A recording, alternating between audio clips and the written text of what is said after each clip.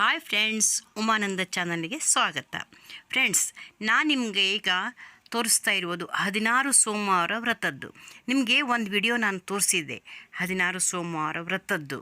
ಅದು ಹಿಂದಿನ ದಿನ ಅಷ್ಟು ಎಲ್ಲಿ ತನಕ ಕತೆ ಹೇಳಿದರು ಅಲ್ಲಿ ತನಕ ತೋರಿಸಿದ್ದೆ. ಇವಾಗ ಮಾರನೇ ದಿನ ಅದರದ್ದು ಹೋಮ, ಆಮೇಲೆ 16 ದಂಪತಿಗಳ ಪೂಜೆ ಅವನ್ನೆಲ್ಲ ತೋರಿಸ್ತೀನಿ. ಇವಾಗ ದಂಪತಿಗಳ ಪೂಜೆ ಮುಗಿದ ಮೇಲೆ ಊಟ ಇರುತ್ತೆ. ಊಟ ಮುಗಿದ ಮೇಲೆ ಒಂದು ಕೀರ್ತನೆ ಇರುತ್ತೆ. ಅದು 16 ಸೋಮವಾರ ವ್ರತಕ್ಕೆ ಸಂಬಂಧಪಟ್ಟ ಕೀರ್ತನೆ. ಅದನ್ನು ಒಂದು ಸ್ವಲ್ಪ ತೋರಿಸ್ತೀನಿ, ಹಾಗಾಗಿ ಸ್ಕಿಪ್ ಮಾಡದೆ ನೋಡಿ. ಇದು ಮಣ್ಣಿನಿಂದ ಮಾಡಿದಂಥ ಈಶ್ವರಲಿಂಗ. ಇದೇ ನೋಡಿ ಆ 3 ಪಾಲಿನ ಪ್ರಸಾದ. ಇದರಲ್ಲಿ ಒಂದು ಪಾಲನ್ನು ಗೋವಿಗೆ ಕೊಡಬೇಕು, ಇನ್ನೊಂದು ಪಾಲನ್ನು ದೇವರಿಗೆ ನೈವೇದ್ಯ ಮಾಡಿ ಭಕ್ತಾದಿಗಳಿಗೆ ಹಂಚಬೇಕು, ಮತ್ತೊಂದು ಪಾಲನ್ನು ಯಾರು ಪೂಜೆ ಮಾಡಿರ್ತಾರೋ ಅವರು ಸ್ವೀಕರಿಸಬೇಕು. ಇದು 16 ದಂಪತಿಗಳ ಪೂಜೆ ಮಾಡುವಂಥ ಕಾರ್ಯಕ್ರಮ. ವೀಕ್ಷಕರೇ, ಇನ್ನೂ ಯಾರು ನನ್ನ ಚಾನಲ್ ಸಬ್ಸ್ಕ್ರೈಬ್ ಮಾಡ್ಕೊಂಡಿಲ್ಲ ಸಬ್ಸ್ಕ್ರೈಬ್ ಮಾಡಿರಿ, ಶೇರ್ ಮಾಡಿರಿ, ಕಮೆಂಟ್ ಮಾಡಿರಿ, ಆಲ್ ಅಂತ ಬೆಲ್ ಐಕಾನ್ ಕೊಡ್ರಿ, ಬಾರಿಸ್ರಿ. ಓಂ ಧಿಮಿತ ಧಿಮಿತ ಧೀಂ ಧಿಮಿತ ಧಿಮಿತ ಧೀಂ ನಾಚೆ ಭೋಲೆನಾಥ್, ನಾಚೆ ಭೋಲೆನಾಥ್, ನಾಚೆ ಭೋಲೆನಾಥ್. ಓಂ ಧಿಮಿತ ಧಿಮಿತ ಧೀಂ ಧಿಮಿತ ಧಿಮಿತ ಧೀಂ ನಾಚೆ ಭೋಲೆನಾಥ್, नाचे भोलेनाथ, नाचे भोलेनाथ, नाचे भोलेनाथ. मृदंग बोले शिव शिव शिव ओम, मृदंग बोले शिव शिव शिव ओम, डमरू बोले हर हर हर ओम, डमरू बोले हर हर हर ओम, वीणा बोले हरि ओम हरि ओम, वीणा बोले हरि ओम हरि ओम. ओम धिमित धिमित धीम धिमित धिमित धीम नाचे भोलेनाथ. ಈ ತ್ರಿಮೂರ್ತಿಗಳು ನಮ್ಮ ಮಾವಂದಿರು. ಇವ್ರು ಯಾರು ಗೊತ್ತಾ? ಹಿತ್ಲಳ್ಳಿ ನಾಗೇಂದ್ರ ಭಟ್ರು ಅಂತ ದೊಡ್ಡ ವಿದ್ವಾಂಸರು, ದೊಡ್ಡ ಜ್ಯೋತಿಷ್ಯಗಾರರು. ಇವರಿಗೆ ಸುಮಾರು 96 ವರ್ಷ ವಯಸ್ಸಾಗಿದೆ. ಆದರೂ ಕಣ್ಣು ಎಷ್ಟು ಚೆನ್ನಾಗಿ ಕಾಣುತ್ತೆ, ಕಿವಿ ಎಷ್ಟು ಚೆನ್ನಾಗಿ ಕೇಳುತ್ತೆ. ಈಗಲೂ ಸಹ ಜ್ಯೋತಿಷ್ಯವನ್ನು ಹೇಳುತ್ತಾರೆ. ಅಂಥ ವಿದ್ವಾಂಸರು ಇವರು. ಸ್ಕಿಪ್ ಮಾಡದೆ ನೋಡಿ. ಇವಾಗ ಊಟದ ಸಮಯ. ಊಟ ಆದ ನಂತರ 16 ಸೋಮವಾರ ವ್ರತದ ಕೀರ್ತನೆ.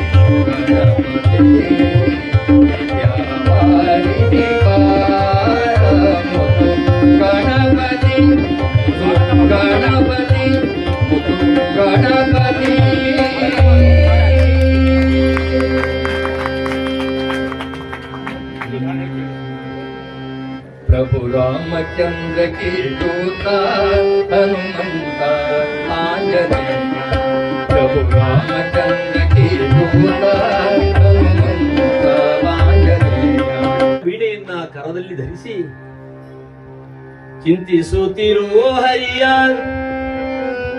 ಭಗವಂತನನ್ನು ಸ್ಮರಿಸುತ್ತಾ ಭೂಖಂಡದಲ್ಲಿ ಸಂಚಾರ ಮಾಡ್ತಾ ಇದ್ದಾರೆ ನಾರದ.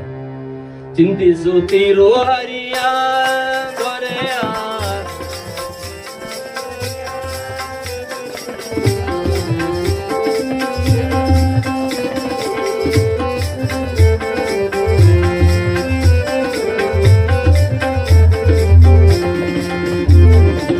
ಪಂಥವಾದವೇಕೆ ನಾನಾ ಗ್ರಂಥ ಓದಲು ಬೇಕು,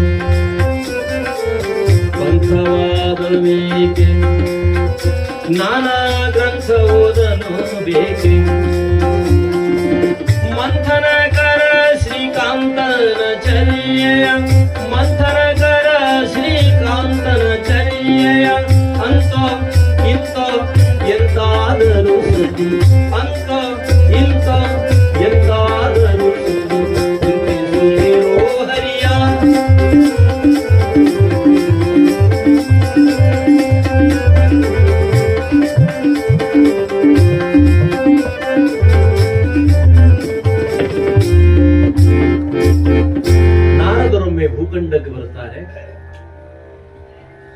ಜೀವರಾಶಿಗಳೆಲ್ಲ ನಾನಾ ಬಗೆಯ ಕಷ್ಟ ಕ್ಲೇಶದಲ್ಲಿರುವುದನ್ನ ನೋಡ್ತಾರೆ.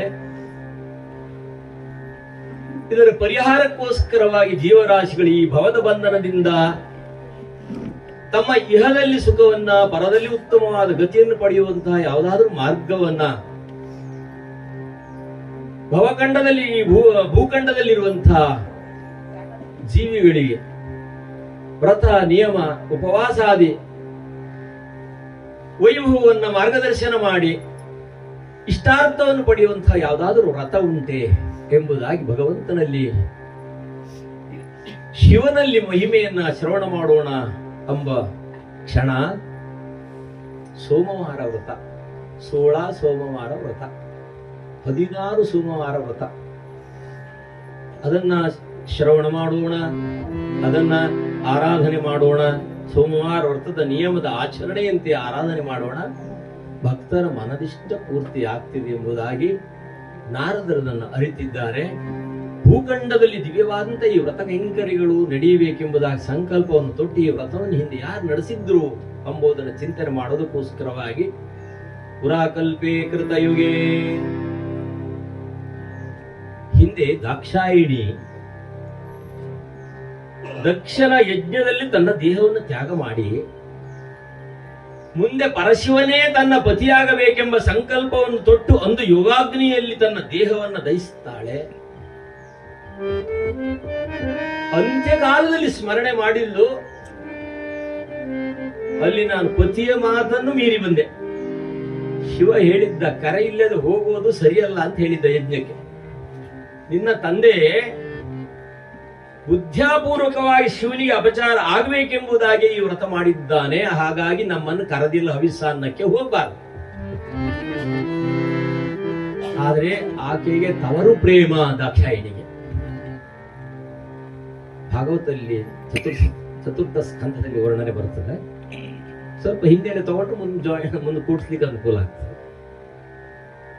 ಆ ಸಮಯದಲ್ಲಿ ಆಕೆ ಪತಿಯ ಮಾತನ್ನು ಮೀರಿಬಿಟ್ಲು. ಸ್ವಾಮಿ, ಬಹುಶಃ ಯಜ್ಞ ಕೈಂಕರ್ಯದಲ್ಲಿ ಅಪ್ಪ ಕರೀಲಿಕ್ಕೆ ಮರ್ತಿರಬಹುದು. ಮತ್ತೆ ನಾವು ಬಹಳ ಹತ್ತಿರದ ಮಂದಿ, ಹಾಗಾಗಿ ಬಹಳ ಹತ್ತಿರ ಇದ್ದವರಿಗೆ ಕರೆ ಮಾಡ್ಬೇಕಂತೇನಿಲ್ಲ, ನಾವೇ ಹೋಗಿ ನಿಂತು ಸೇವೆ ಮಾಡಬೇಕು ಅಂತ ದಾಕ್ಷಾಯಿಣಿ ಅಂತಾಳೆ. ಆದರೆ ತುಂಬಿದ ಸಭೆಯಲ್ಲಿ ಅಂದು ದಕ್ಷ ಶಿವನನ್ನು ನಾನಾ ಬಗೆಯಲ್ಲಿ ನಿಂದೆ ಮಾಡಿದ್ದ. ಮಹಾನ್ ಸಭೆ ಅವತ್ತು ದಕ್ಷನ ಪಟ್ಟಾಭಿಷೇಕದ ಸಮಯ. ದೇವಾದಿ ದೇವತೆಗಳೆಲ್ಲ ಸೇರಿದ್ದಾರೆ. ಎಲ್ಲರೂ ಎದ್ದು ನಿಂತು ದಕ್ಷನಿಗೆ ಗೌರವ ಕೊಟ್ಟರು. ಮಹಾಸಭೆಯಲ್ಲಿ ಬ್ರಹ್ಮ ಋಷಿಗಳೆಲ್ಲ ಸೇರಿದ್ದಾರೆ. ಯಾರ್ಯಾರು ಸೇರಿದ್ರು? ದಕ್ಷ ಬ್ರಹ್ಮನ ಮಹಾಸಭೆಗೆ ಎಲ್ಲ ಬ್ರಹ್ಮ ಋಷಿಗಳು ಸೇರಿದರು.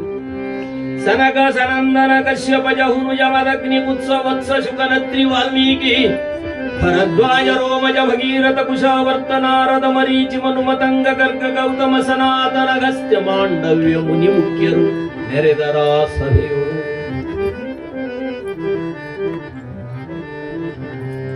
ದಕ್ಷ ಬ್ರಹ್ಮನು ಯಜ್ಞ ದೀಕ್ಷಿತನಾಗಿ ಯಕ್ಷರೋಳು ಅಧ್ಯಕ್ಷನಾಗಿ. ದಕ್ಷ ಬ್ರಹ್ಮನು ಯಜ್ಞ ದೀಕ್ಷಿತನಾಗಿ ಯಕ್ಷರೋಳು ಅಧ್ಯಕ್ಷನಾಗಿ. ಕುಪಿತನಾದ ದಕ್ಷ ಶಿವನನು ಓಂ ನಮಃ ಶಿವಾಯ, ಓಂ ನಮಃ ಶಿವಾಯ, ಓಂ ನಮಃ ಶಿವಾಯ, ಶಿವಾಯ ನಮಃ. ಎಲ್ಲ ಬ್ರಹ್ಮ ಋಷಿಗಳು ಮಹಾನ್ ಸಭೆ, ಎಲ್ಲರೂ ಎದ್ದು ನಿಂತು ದಕ್ಷನನ್ನು ಗೌರವಿಸಿದ್ದಾರೆ. ಆದರೆ ನಟರಾಜ ಯೋಗಿ ಚಕ್ರವರ್ತಿ ಮಹಾನ್ ಸಭೆಯಲ್ಲಿ ಪದ್ಮಾಸನಾಸೀನನಾಗಿ ಧ್ಯಾನಸ್ಥನಾಗಿ ಕೂತಂತ ಧ್ಯಾನ ಯೋಗಿ ಶಿವ ಮಾತ್ರ ಹೇಳಲಿಲ್ಲ. ಆಗ್ಲೇ ನಿಂದೆ ಮಾಡಿದ ದಕ್ಷ ತುಂಬಿದ ಸಭೆಯಲ್ಲಿ ಅಹಂಕಾರ. ಕಂಡಿರೈ ಸಜ್ಜನರೇ ಶಿವನ ಅಹಂಕಾರವ.